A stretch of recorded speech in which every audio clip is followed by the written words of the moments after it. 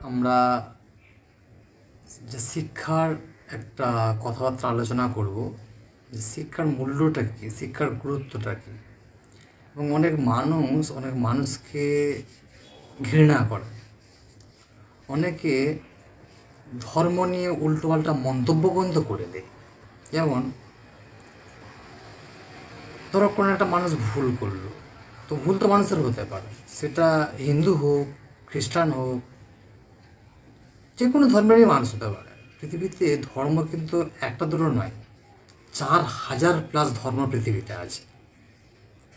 কিন্তু মানুষ তো সৃষ্টিকর্তার সৃষ্টি, তাহলে আমরা মানুষকে সম্মান করে কথাটা বলবো। হতে পারে ধরো কেউ নামাজ পড়ছি, সেটা তার নিজস্ব একটা অধিকার যে আমি নামাজ পড়তেই পারি। কেউ হয়তো মূর্তি পূজা করছে, সে বলছে না আমি মূর্তি পূজা করবো। মূর্তি পূজা ভালো কি খারাপ তাকে আমি সব বোঝাতে পারি, কিন্তু সে তার দিক থেকে বললো যে না আমি মূর্তি পূজা করবো, তার ব্যাপার। তার উপর আমরা জুলুম করতে পারি না যে না না না না তুমি মূর্তি পূজা করতে যেও না, তোমাকে কিন্তু আমি পেটাবো, মারবো, অত্যাচার করবো না। এই জুলুমটা একটা বড় ক্রাইম। আমি বোঝাতে পারি, যেমন রাজা রামমোহন রায়, উনি মূর্তি পূজার বিরোধী ছিলেন। রাজা রামমোহন রায় উনি মূর্তি পূজার বিরোধী ছিলেন। হতেই পারে, মেনি হেডস মেনি মাইন্ডস কাজ করতেই পারে। শ্রীরামকৃষ্ণ বলতেন যে অনেক মত অনেক পথ, ঠিক আছে। তো আজকে আমাদের সমাজে অনেক মাথা কাজ করবে, কিন্তু বড় মাথা কাজ করবে কি, মানবতা, হিউম্যানিটি।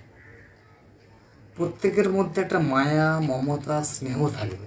এটা না থাকলে ওই মানুষের কোনো মূল্য নেই। অনেক সময় কি হয়, মানুষ পৃথিবী থেকে চলে গেল, কমন মানুষ, সাধারণ মানুষ ধরো, তার বিরুদ্ধে কোনো খারাপ মন্তব্য করা যাবে না। কিন্তু বাস্তব অনেক সময় নবীকে নিয়ে কেউ কেউ খারাপ মন্তব্য করে দেয়। It's a great crime, it's a great crime. কোনো সাধারণ মানুষ, নবী নয়, কোনো সাধারণ মানুষ যদি মারা যায়, তার সম্বন্ধে কোনো কটু মন্তব্য করা যাবে না। সাধারণ মানুষ, কিন্তু তার পরিবর্তে নবী, প্রফেট, তাদের বিরুদ্ধে উল্টোপাল্টা মন্তব্য, কুমন্তব্য মোটেই কাম্য নয়। তাই আমাদের সবসময় লক্ষ্য রাখতে হবে যে আমরা মানুষকে সম্মান করে কথা বলবো, স্নেহ করে কথা বলবো। কেউ ভুল করলে অবশ্যই আপনি প্রতিবাদ করবেন বা তোমরা প্রতিবাদ করবে, কিন্তু প্রতিবাদের ভাষা যেন নম্র ভদ্র হয়।